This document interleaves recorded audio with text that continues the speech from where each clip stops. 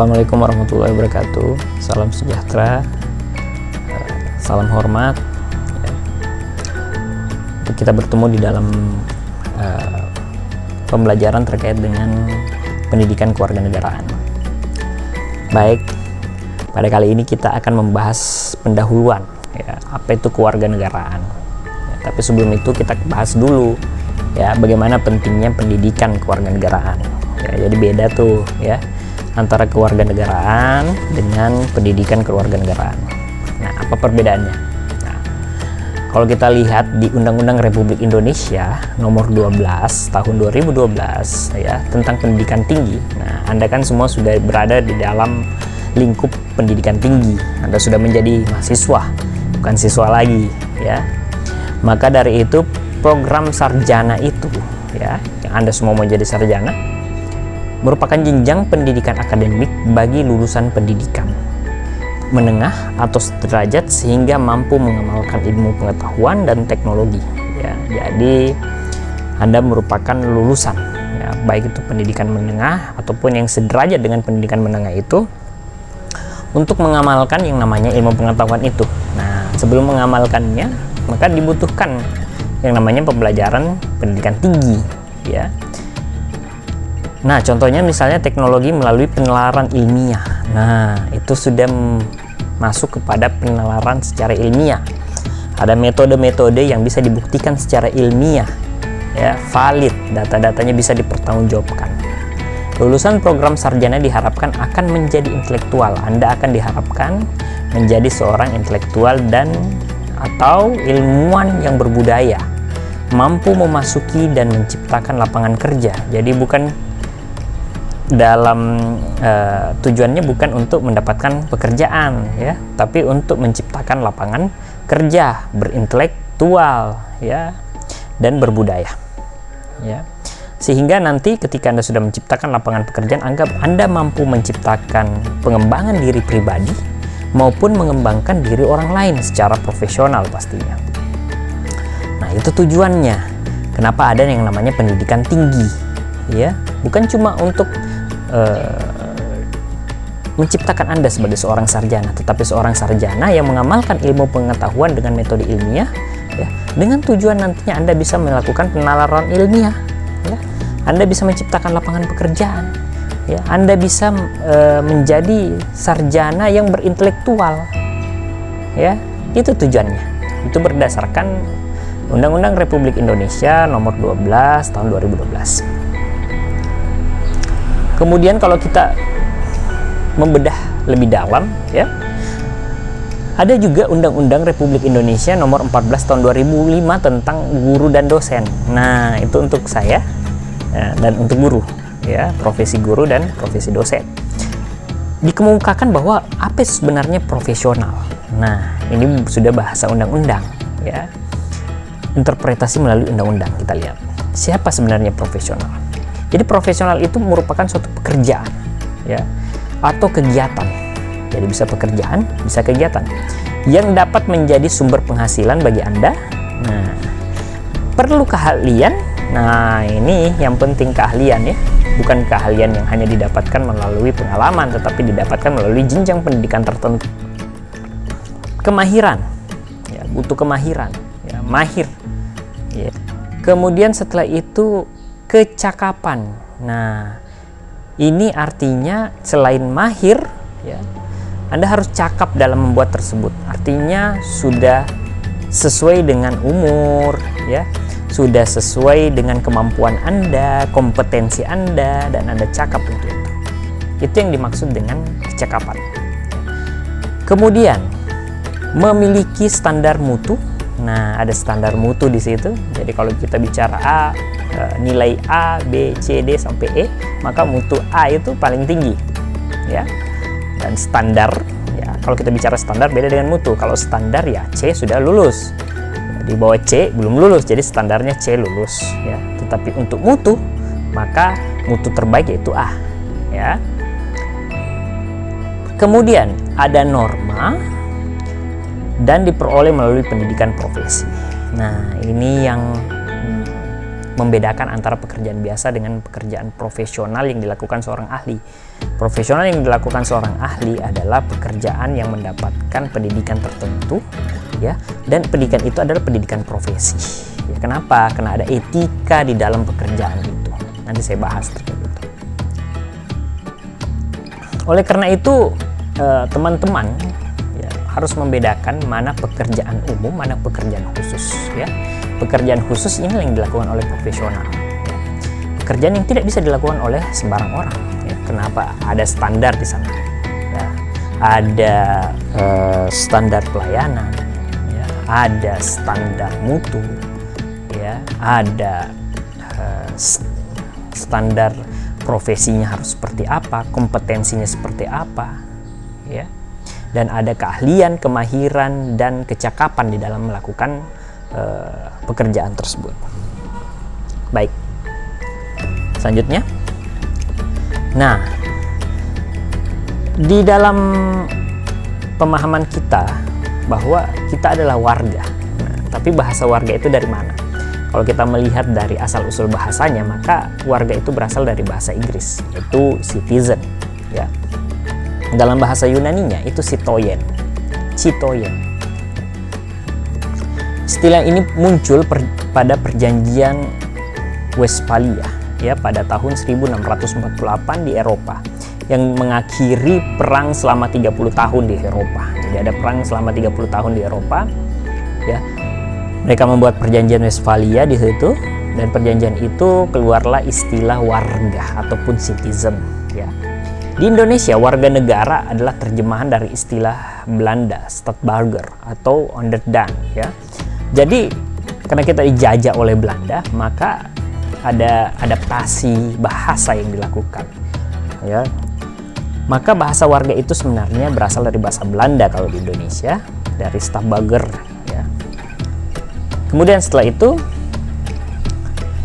menurut Soto Prawiro, tahun 1996, istilah onderdaan tidak sama dengan warga negara, ya. Jadi onderdaan itu sebenarnya tidak sama menurut Soto Prawiro, ya. Perbedaannya adalah warga negara yang dimaksud sebagai onderdaan itu adalah semi warga negara. Kenapa? Ya, atau dimaksud dengan kaulan negara?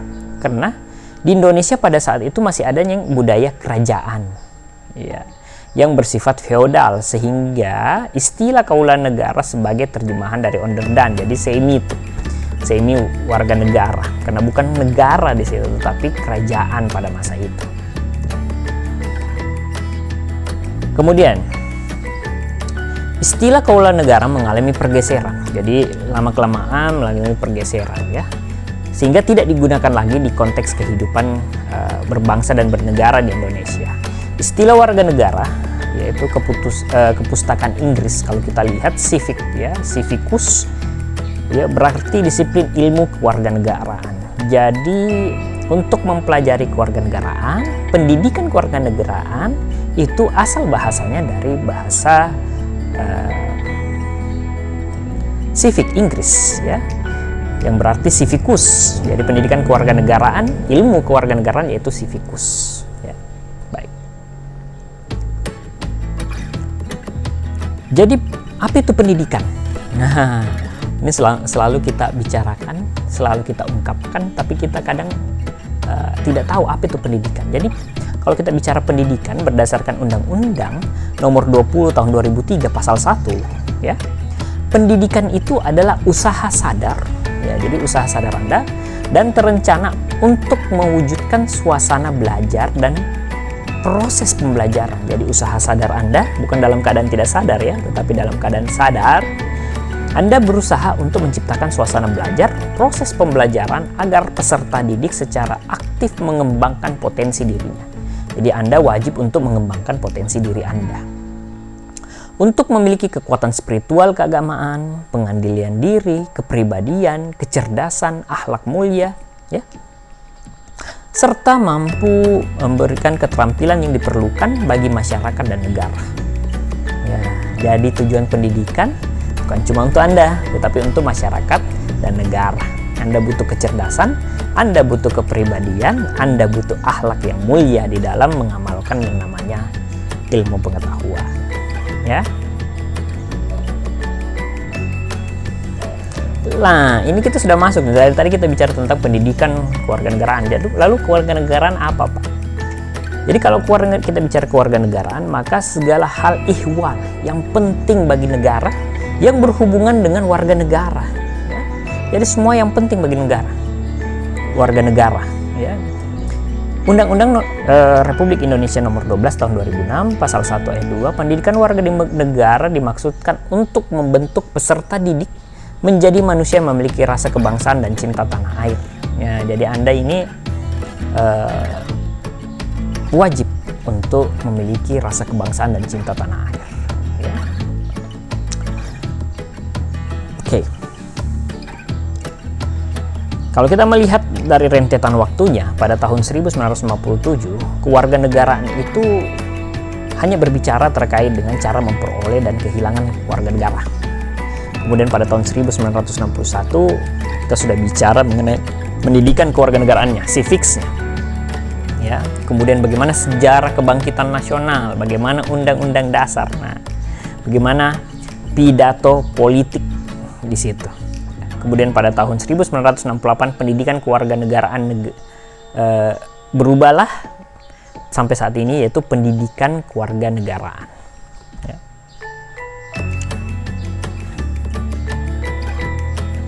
Nah, kalau kita berbicara hal ihwal, tadi kita bicara tentang kewarganegaraan, maka kita akan berbicara hal ihwal terkait dengan warga negara. Apa contohnya? 1. Identitas nasional. Nah, konsep identitas nasional ini apa? Nah, kalau kita jabarkan, konsep identitas nasional dibentuk oleh dua kata dasar. Yang pertama identitas, ya. Kemudian nasional, nation, dan identity, ya bahasa Inggris ya. Kata identitas berasal dari identity, yaitu Inggris, yang dalam Oxford Advanced Learner Dictionary, bagaimana identity ini bersifat ciri-ciri atau keadaan khusus ya, seseorang atau jati diri. Nah, Anda punya ciri-ciri, mata Anda, ya, hidung Anda, ya, secara fisik ya, kita berbicara secara fisik. Cara pengucapan Anda, apa yang bisa ditangkap oleh panca indera itu secara fisik, itu merupakan identiti Anda. Ya, kalau kita lihat di KTP, kartu tanda penduduk, Anda tinggal di mana, ya, kemudian Anda golongan darah apa, agama Anda apa, nah itu ya identiti. Kemudian dengan demikian identitas itu menunjuk pada ciri-ciri atau penanda yang dimiliki oleh seseorang pribadi yang dapat pada kelompok. Ya, penanda pribadi misalkan diwujudkan dengan beberapa bentuk identitas diri, misalnya dalam kartu tanda penduduk. Nah, itu tadi saya sebutkan. Dan surat izin mengemudi, kartu pelajar, ya, dan kartu mahasiswa. Anda belajar di mana, Anda kuliah di mana, ya. Kemudian Anda tinggal di mana, ya. Anda memiliki saudara berapa, ya. Anda asalnya dari mana, budayanya seperti apa. Identitas Anda. Ya, kita belum bicara secara nasional. Kalau kita bicara nasional, maka kata nasional itu juga berasal dari kata Inggris, ya, nation, ya, berarti connected with a particular nation, shared by whole nation, ya. Artinya bersifat kebangsaan, berkenaan atau berasal dari bangsa sendiri, meliputi suatu bangsa, ya. Artinya Anda dari mana, bangsa apa, ya. Anda tidak punya kebangsaan, nah itu yang jadi masalah, ya. Anda berasal dari bangsa apa?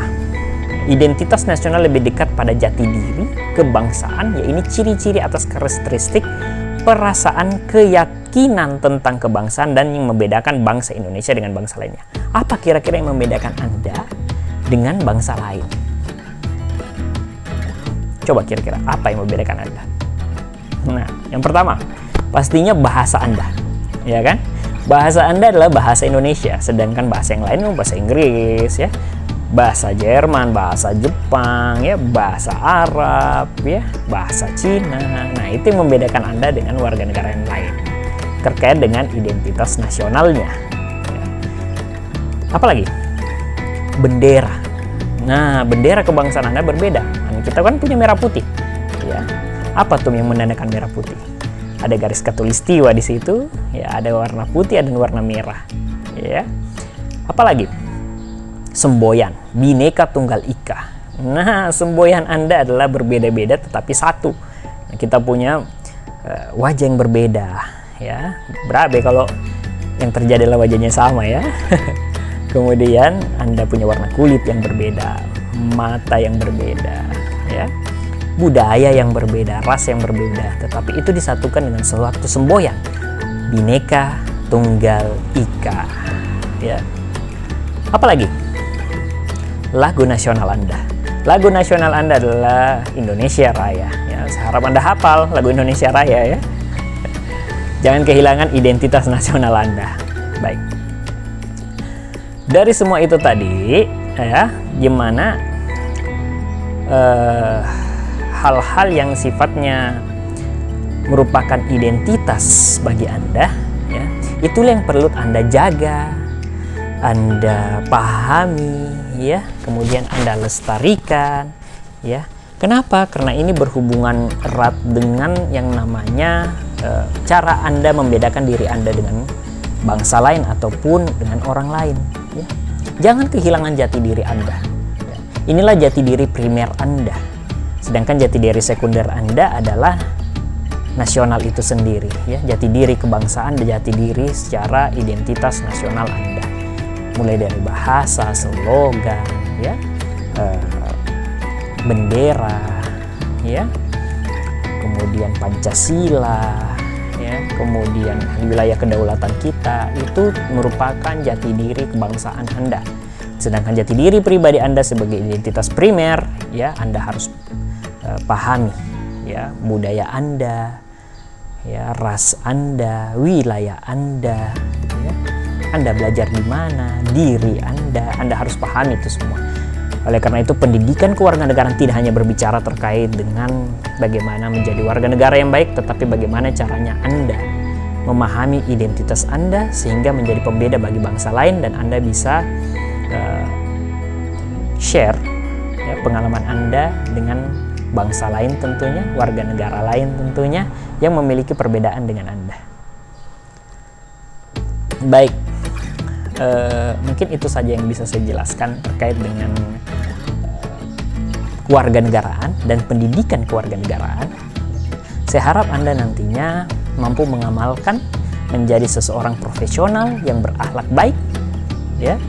Kemudian Anda mempunyai kemahiran, keahlian, ya, yang Anda terapkan secara profesional juga, membuka lapangan pekerjaan, ya, dan mendapatkan kesuksesan sebagai warga negara yang cinta tanah air.